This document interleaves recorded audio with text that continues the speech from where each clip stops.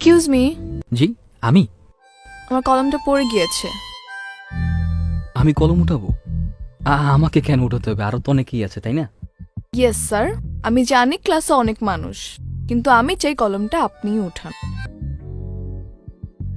আচ্ছা ঠিক আছে, ভালো থাকবেন আপু, আসি। এখানে থাকলে হয়তো কলম উঠাতে উঠাতে আমার পড়াশোনা আর হবে না।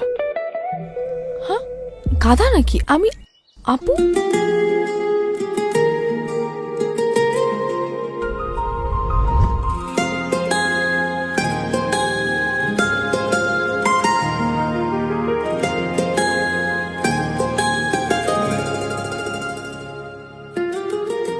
এই এই ছেলেটা কে রে?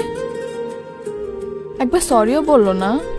আরে তোর তো ভাগ্য ভালো, ওর সাথে তোর কথা হয়নি। কখনো কাউকে ভালো কিছু বলেছে বলে তো আমার মনে হয় না, আর এজন্যই ভার্সিটি কেউ ওকে পছন্দও করে না। খুব ইন্টারেস্টিং। কিন্তু দেখলাম ক্লাসে একা একা বসে, কেউ সাথে কথাও বলে না কেন? হ্যাঁ, কিন্তু ভুলে কথা বলার বা ফ্রেন্ডশিপ করার চিন্তা তুই মাথায় আনিস না। সবাই ওকে ইগনোর করে, আর তোরও উচিত ওকে ইগনোর করা। আর এমনিতেও আমার মনে হয় না কোনো মেয়ের প্রতি ওর আকর্ষণ আছে বলে। কেন, ও কি তোকে বাই এনি চান্স রিজেক্ট করছিল এই নাকি? একদম উল্টাপাল্টা কথা বলবি না। নাতাশাকে রিজেক্ট করবে এমন কোনো ছেলে ভার্সিটিতে আছে নাকি? হ্যাঁ, আচ্ছা,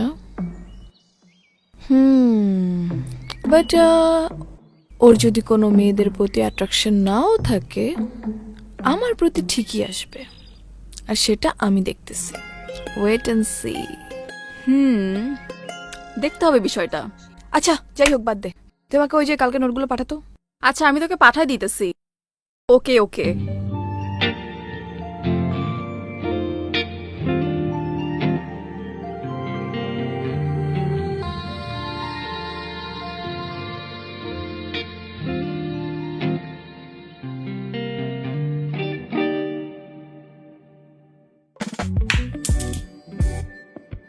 এক্সকিউজ মি,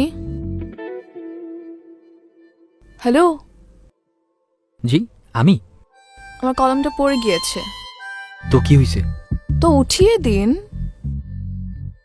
আমি কলম উঠাবো? আমাকে কেন উঠাতে হবে? আরো তো অনেকেই আছে, তাই না? ইয়েস স্যার, আমি জানি ক্লাসে অনেক মানুষ, কিন্তু আমি চাই কলমটা আপনিই উঠান। আচ্ছা ঠিক আছে। Thank you. ভালো থাকবেন আপু, আসি। এখানে থাকলে হয়তো কলম উঠাতে উঠাতে আমার পড়াশোনা আর হবে না।